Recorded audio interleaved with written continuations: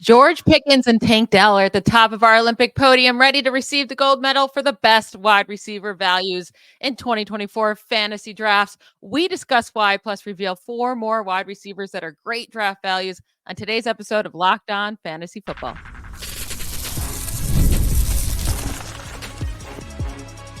You are Locked On Fantasy, your daily NFL fantasy podcast. Part of the Locked On Podcast Network, your team every day. Thanks for making Locked On Fantasy Football your first listen every day. I am one of your co-hosts, Michelle Magdziuk, and when I'm not doing this, I'm a researcher and fantasy analyst with NFL.com. And I'm your other co-host, Vinnie Iyer. When I'm not doing this, I'm writing about NFL fantasy and betting for sportingnews.com. Today's episode is brought to you by Game Time. Download the Game Time app, create an account, and use code LOCKEDONNFL for $20 off your first purchase. Terms do apply. We are going through all of the best draft values this week. We hit on quarterbacks on Monday, running backs on Tuesdays, and then we're going to wide receivers today. And we're just trying to, the Olympics are happening this week. It's been very, very exciting. So we're giving them medals, gold, silver, and bronze. And we're placing these wide receivers into best values from first, second, and third place. So give me your gold medal winner here. Who is the very best wide receiver value for 2024 fantasy drafts? Well, I went with somebody who already wears black and gold, so that was easy. So he's already getting ready to put on the gold uniform. He's going to be the number one receiver for the Steelers this season, George Pickens. And look, I probably have crushed on George Pickens for a while here, and I was sad when he got hurt for Georgia, and then he had to kind of get back to health, and then he made the big play in the championship game, and we're rolling. And we saw George Pickens being special again. I thought he slipped in the draft a little bit, partly because of the injury, but I thought he had a chance to be a first-round pick. So I've liked him a lot. Now he's going as a wide receiver 24, so near the bottom of the wide receiver twos in 12-team leagues. You're looking at the 4th, 5th, 6th round, somewhere there for George Pickens. Now, I just look at the situation. I know the Steelers are not going to be a pass first team with Arthur Smith. That's pretty clear here. They're going to run. They got Najee Harris. They got Jalen Warren. They upgraded their offensive line. They're going to use 12 personnel with Arthur Smith and run the ball. But they also don't have a lot at wide receiver, and they need to stretch the field and make big plays. You have a big arm now in Russell Wilson. He wants to stretch the field. He wants to use that running game and throw deep. And I think you look at George Pickens, some similarities to DK Metcalf, and we've talked about this with Cortland Sutton, but the difference is I think Pickens has more upside as a big play threat than Sutton ever did. So I think overall Pickens has a massive ceiling. He should see a lot of targets here. I mean, they're still trying to figure out the rest here.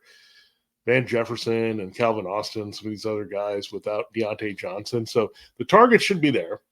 And I think what you're going to see with him is a lot of big plays, and you're going to see that happen. So he's not going to have a lot of volume in terms of catches. I just don't think he's going to be that type of player in this offense because, again, they're not throwing first, and it's going to be more contained passing off the running game. But what you're going to get is things open up downfield here with Wilson's big arm. So you could see George Pickens easily being up there 16 yards a catch or something like that, and have an opportunity to really do a lot with a little reception. So I think he's a little bit better in standard leagues as we go away from the reception volume and all that, having as much value. But when you look at it, I think he's a candidate with his body that he can score a ton of touchdowns here, make those big plays. So I think he's closer to what Wilson is looking for in a Metcalf type than Sutton was. And the biggest thing is Pickens can stay on the field. He's young and exciting. So I'm excited about George Pickens. Again, that value is still pretty good. I still think he has a shot to finish in the top 15 just based on big plays alone. And they're going to use him. And keep in mind, Drake London may have been a little bit misused there by Arthur Smith. But I do like Wilson and Pickens being a big-time combination. And again, Pickens definitely flashed this last year. It just didn't happen on the front end with Kenny Pickett. Yeah, it's definitely going to become with big plays, right? Like, I don't think he's going to be a 160 target type of guy. No. He is going to be the clear main lead wide receiver in this offense. I mean, there is nobody else. Roman Wilson, the only other guy that like you were kind of excited about, 3rd round rookie, is already dealing with a sprained ankle. He'll miss a couple weeks. So it's like, I mean, he's going to get the majority of the targets there. It's just how pass heavy are the Steelers. I expect them to be very, very run heavy. So I don't expect George Pickens to be a super hyper targeted player from week to week, but he will have those big plays, especially if it's Russell Wilson under center. And then he'll have an opportunity to score a lot of touchdowns. So I like your pick there, but I like my guy a little bit better. And he's going a couple spots after George Pickens on the reg. So you can typically get Tank Dell in the 6th round. He's going 65th overall on average. And I think he's being way overlooked just because of Stephon Diggs coming to town. And I just want to say, like, yeah, that's worrisome, but like 6th round is way too far to drop. I think he should be getting the same hype that Devon Achane's getting at the running back position for what he did last season. So Dell played just 11 games last season from weeks 1 through 12 because he was hurt very early in week 13. He was a wide receiver 10 in points per game, and all the names ahead of him are elite players. He had 6 games with 17 plus fantasy points last year. That was the same amount of such games as Keenan Allen. That was more than Nico Collins had, and Nico didn't play just 11 games. He'd play a lot more than that. That's more than Jamar Chase had last year. Jamar Chase only had 5 games of that. So I just think the games that Dell actually played, he had 9 games with 30 plus snaps. He was just electric. He averaged 17.4 points per game. That was the same as what Puka Nacua averaged throughout the year last year. The only bad games he had was his first week in the NFL in week 1, week 4, the first game back from that first injury, and then week 8, or the game he got hurt, it was week 4, and then week 8, the first game back from injury. Those are his only bad games, and the others were absolutely amazing. So Collins led this team in targets when he was healthy, and I think he's going to lead the team in targets again or be very, very close to it. And he makes such explosive plays. He doesn't need 150 targets to be great. Yeah, I mean, it's figuring out what they're going to do with these targets, right? Really, that's what we're trying to figure out because they only have 49 vacated targets from last year. And much of that we know comes from the backfield. And with Joe Mixon replacing Devin Singletary and some changes there to different positions. And again, it's trying to figure out this puzzle here in terms of what the pecking order is going to look like because Nico Collins just got paid. They're going to treat him like the outside number 1. So there's no question about him. So it really comes down to Diggs versus Dell. And Stephon Diggs is a name, but if you actually go and examine his production, we know how very frustrating it was at the end of his Bills career. And he's slowing down a bit. So I think what you're looking at with Diggs is I think he gives them a little bit more versatility. I think Collins has to play outside. I think Dell's better suited actually outside, even though he's a bit more versatile. I think they need someone to kind of run the routes and do the dirty work to open things up elsewhere. And I don't think Noah Brown was bad at that necessarily, but he couldn't stay on the field either. I think Diggs is durable.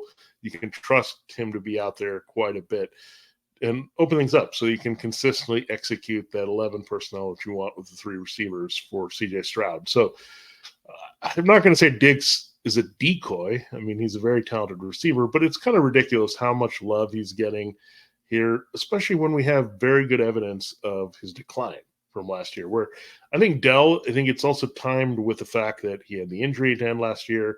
He had the incident off the field where people were concerned how is he going to rebound mentally and physically from that. He seems physically fine. I think he seems mentally fine. He's going to go out there and do what he needs to do.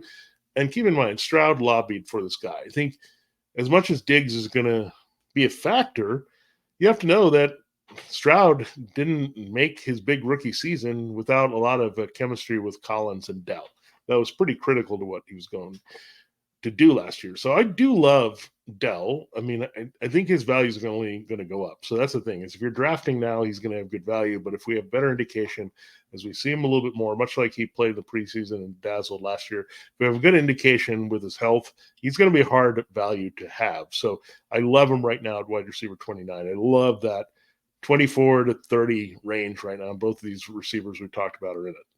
Yeah, and it does, like, to have Stephon Diggs, you have to draft him 37th overall. And Collins, you have to draft 31st overall as wide receiver 14. And then Dell is falling all the way to the 6th round. Like, he's by far the best value on the Texans, but I also think he's just a great value overall, especially around the wide. Like, you're taking him over Christian Kirk. Like, yeah, I like Christian Kirk, and he's a solid enough value, but you know what you're getting out of him. So, Yeah, love Tank Dell this year. I was a little bit worried at first when Stephon Diggs got traded there, but I think I'm over that worry and I'm all in again. We're going to get into our silver medal winners for the best wide receiver values right after we hear from one of our sponsors. This episode is brought to you by the Game Time app. Buying tickets to your favorite events shouldn't be stressful. Game Time is the fast and easy way to buy tickets for all the sports, music, comedy, and the theater near you. With killer deals on last-minute tickets and their best price guarantee, you can stop stressing over the tickets and start getting hyped for the fun you'll have. I've used this app so many times, especially when I lived in Pittsburgh. I lived like 10-minute walk from the stadium to the Steelers. It was great. And Sundays, I just, had some FOMO. I needed to go to the game. So I'd hop on the Game Time app because I always knew they had the best prices. They were super easy to use. They always had my back. It's the fastest growing ticketing app in the country for a reason. Get images of your seat before you buy so you know exactly what to expect when you arrive. Buy tickets in a matter of seconds, 2 taps, and you're set. And tickets are sent directly to your phone so you never have to dig through your email. Take the guesswork out of buying tickets with Game Time. All you have to do is download the Game Time app, create an account, and use code LOCKEDONNFL for $20 off your first purchase. Again, that's code LOCKEDONNFL, LOCKEDON NFL for $20 off. Terms do apply. Download Game Time today. Last minute tickets, lowest price, guaranteed. Vinnie, I know you love this man. So you talk about your silver medal winner for second best wide receiver values in fantasy drafts this year. Yeah, I feel this guy's always like a silver medalist among the wide receivers, where we never really talk about him among the gold guys that are the top of the league, but we also don't think he's a bronze guy. So he's always caught in the middle, and sometimes silver is the disappointment, right? I mean, bronze, you're happy to medal. Gold, you're thrilled that you won. Silver, you're like, oh, should I be happy? Should I be sad? What should I be doing here? Well, Terry McLaurin should be very happy with what happened this offseason because he's had to fight through an atrocious cavalcade of quarterbacks there in Washington. Now he gets the young, big arm kid, Jaden Daniels. And you listen to training camp reports and everything with McLaurin and Daniels, they're on the same page. McLaurin is excited. You can see it's almost like Nico Collins last year, right? About having Stroud and the guy that can get him the ball after struggling early in his career, that he knew he had the potential to be a really good outside receiver. Now, McLaurin has not struggled. I mean, he got paid. He's a very good receiver. We know the couple things have been missing, the consistency. And we know that he doesn't score a lot of touchdowns. So those are two things that haven't come a lot, but he's also not had very good quarterback play. And you look at McLaurin, they think there's a direct relation there between what Cliff Kingsbury produced for DeAndre Hopkins with a rookie Kyler Murray, and really as a younger Kyler Murray, I should say. And then you look at what Daniels can do with McLaurin. He's the alpha, and we're still trying to figure out the rest here. Jahan Dotson is not so firm at that number 2 that he's just equal to McLaurin. There's a long way to go to get there. And then you're bringing in Luke McCaffrey. Curtis Samuel, remember, was very valuable to this team as a receiver. He's gone. So Luke McCaffrey's a rookie. Ben Sennett's a rookie. Zach Ertz is breaking down a little bit. We're not sure what else you're going to get from this receiving core. McLaurin has to just eat up volume all over the field. And I do love it. I mean, 31, wide receiver 31 on the board, that's really low. 7th and 8th round. Like, this guy has way better talent than that. And if Daniels is going so high, then why is McLaurin going low, right? We're looking at him going at QB 12. It's not all because of his running. There's some weapons here that he can get the job done. And McLaurin is his primary weapon and really good. I think people forget how good this guy is. He can run routes, get open. He's just a very technically sound receiver, catches everything thrown his way. So if he gets a nice volume, he's going to be very efficient deliver. And I think you'll get a few more red zone looks in this particular offense as well. So I do love it. Kingsbury and Daniels, I think that adds up to really nice things here for McLaurin finally. And I think this is going to be his best season in the NFL. I think my biggest worry with McLaurin is just what's his ceiling. I don't know if he has top 12 ceiling just because he never gets the touchdowns, right? And even though we expect Jaden Daniels to be a nice upgrade from what they had last year, it's still a rookie quarterback. It's still a mobile quarterback, right? And he probably will take a lot of rushing touchdowns away in those opportunities. And then also just rookie quarterbacks don't typically throw many touchdowns. I mean, even Stroud in his amazing year last year, what do you have? 23 passing touchdowns. So that's my biggest worry with Terry McLaurin. He is an amazing talent. He should kill it. And he's, seventh, eighth round, he's going to provide value at that cost. My guy is Amari Cooper. He's going, you can get him in the fifth round. He's going as a wide receiver 25. But he was a wide receiver 17 in 2023 in points per game, and the wide receiver 17 in fantasy points per game in 2022.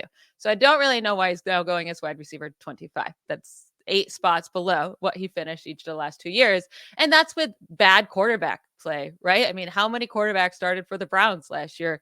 And Cooper only got into the end zone 5 times last season. And it's because he was playing with 5 different quarterbacks. But all 5 of those touchdowns did come from either Deshaun Watson or Joe Flacco. And he did have 9 games with over 75 receiving yards last year. The issue was was very inconsistent because he also had 7 games with under 40 receiving yards, but 5 of those 7 games came with either Dorian Thompson-Robinson or PJ Walker.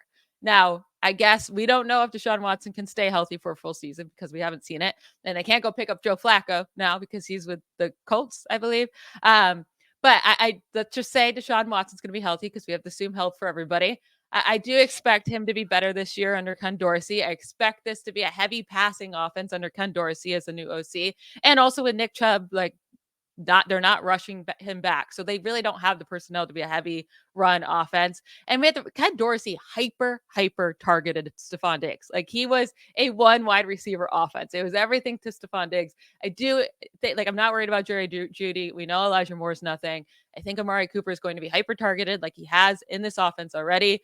And he shouldn't be going this slow. He's going there is no reason for, Michael Pittman Jr. and DK Metcalf and DJ Moore, with the competition he has in his offense, to all be going a good 20 spots ahead of Amari Cooper, or 15 to 20 spots. I think he should be moved up there into the teens, and he's great value at wide receiver 25.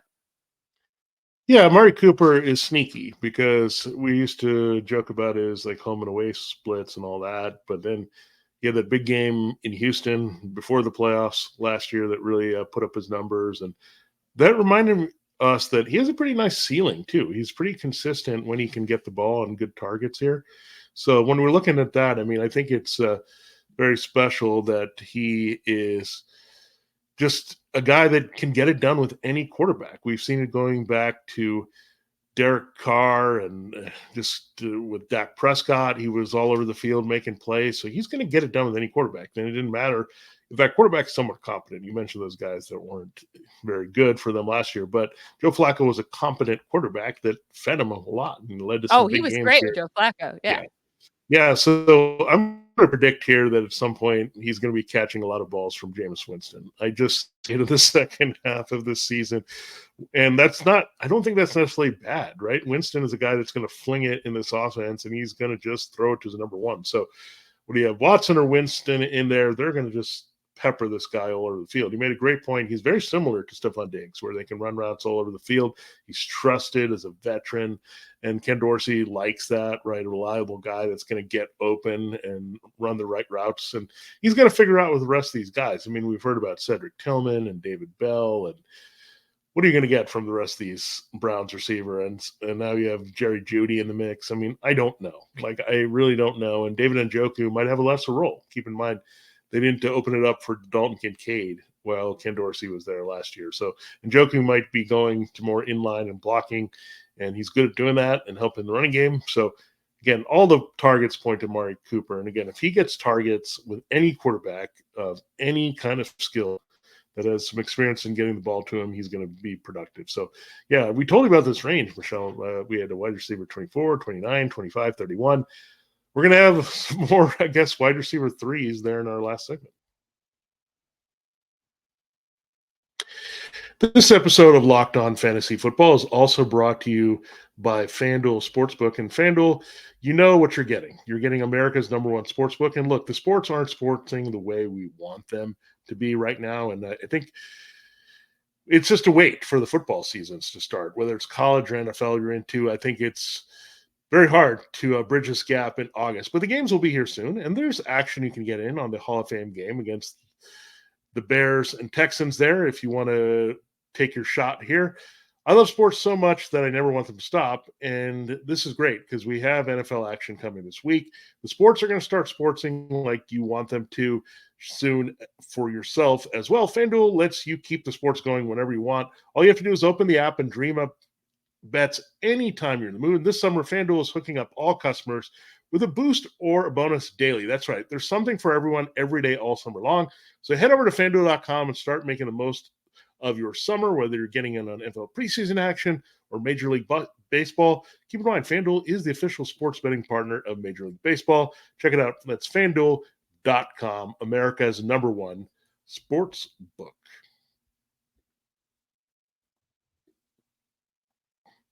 All right, Michelle, it is time to continue and close the show. We're going to hand out our bronze medals here. Now, a lot of wide receivers threes, we do like to maybe outperform their ranking in ADP to maybe crack into the top 25, which would be really good here. So let's reveal your bronze medalists. It seems like we have a lot of picks, by the way, that are somewhat related to the AFC North. Yeah. So I'm going with Zay Flowers. He is going like right after Amari Cooper. So if I'm deciding between the two, obviously I'd go Cooper because I gave him the silver medal. But if Cooper's already gone, I'm very open to taking Zay Flowers and excited about his value there in the 5th round. Last year is wide receiver 30 overall, wide receiver 32 in points per game as a rookie, right? Like rookies can't just all break out like Puka Nacua and Jamar Chase. Like sometimes it takes some time, but he had a very, very solid rookie season that we're overlooking. And then second year breakouts are very, very normal with wide receivers nowadays. And we're just not really pushing him up at all. If he finishes a wide receiver 30 last year, now only the wide receiver 26, like I think he's going to end better than that. We saw him really start to catch fire late last season. He averaged 17.3 points per game in PPR from weeks 12 through 18. That was with 1 week scoring 1 point in week 15 where he was abysmal. But the other weeks he finished as the wide receiver 3, the wide receiver 12, wide receiver 13, wide receiver 9 over those last 5 games played. So they really started to utilize him more. He was scoring touchdowns, which is key. The team lost Odell Beckham Jr., who had the second most targets on the team. Maybe those go to other people, but I mean, why not go to your wide receiver 1 as well? Some of them. Derrick Henry should make defenses a lot more scared than Gus Edwards did last year with the run game. We already know they're scared from Lamar Jackson running. And also at that same time, I know Mark Andrews is coming back, but it was Zay Flowers who led the Ravens in targets from weeks when he played with Andrews. So he played with Mark Andrews from weeks 2 through 11 last year. He led the Ravens with 62 targets. Zay Flowers did. Mark Andrews was right behind him at 61. No one else had more than 40. It was Odell Beckham Jr. at 39. So I do think it's going to be these two guys with the main targets. Obviously, Rashad Bateman will sprinkle in. We'll see who else can earn some targets here. It's going to come down to the touchdowns. Does Mark Andrews steal them all, right? Like hopefully not like he did when they were playing together last year.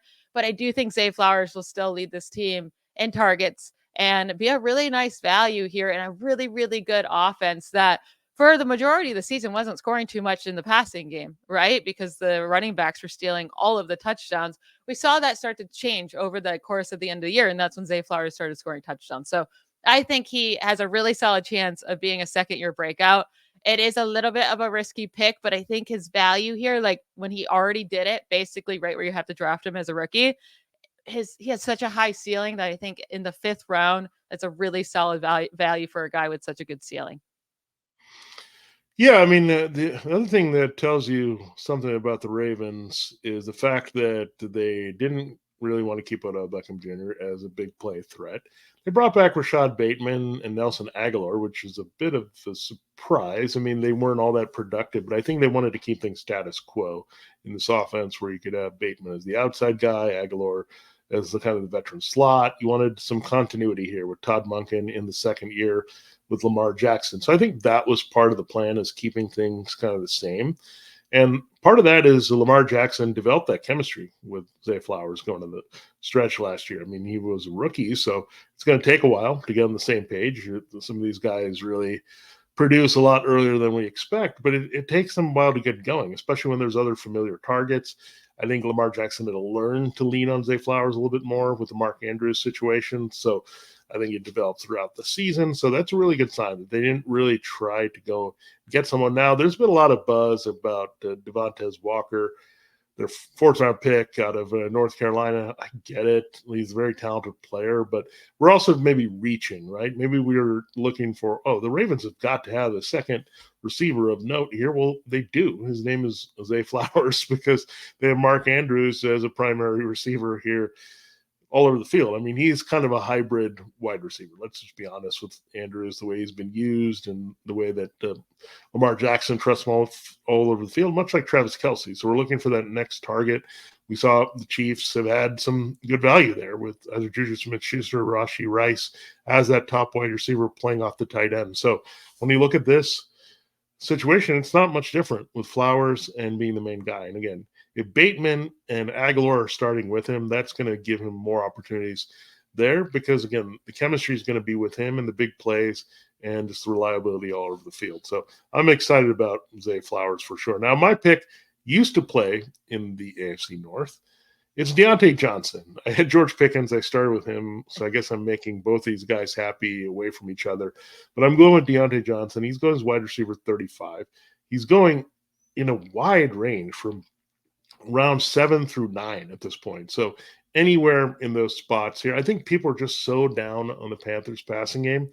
I didn't mention Bryce Young being a value there, deep sleeper at quarterback with our bronze medal. So maybe I'm putting them both on the podium here. He's got to throw to somebody.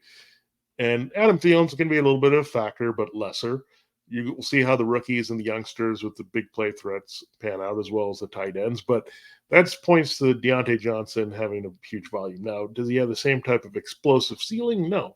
But if you're looking for someone solid week in and week out who's going to get the targets, maybe give you a shot at like 6 for 75 consistently in this game. And maybe he might have a few games where he scores and goes over 100 and really helps his cause there. But it all lines up well. I mean, this is the biggest thing that a lot of people whiffed on, I think, this offseason. There are a lot of dramatic changes with offenses, and I think the Panthers are definitely one with Dave Canales. I mean, the passing games of the Seahawks and Buccaneers are totally transformed into something more exciting, more fantasy relevant, getting more people involved, especially the number one target on both teams, and Deontay Johnson is clearly going to be that. So I'm excited they were aggressively trading him, and Deontay Jackson was a pretty good corner, but they gave him up to the Steelers to take a shot on Johnson. I think they saw the talent that he could bring in this offense. So they're going to use him all over the field.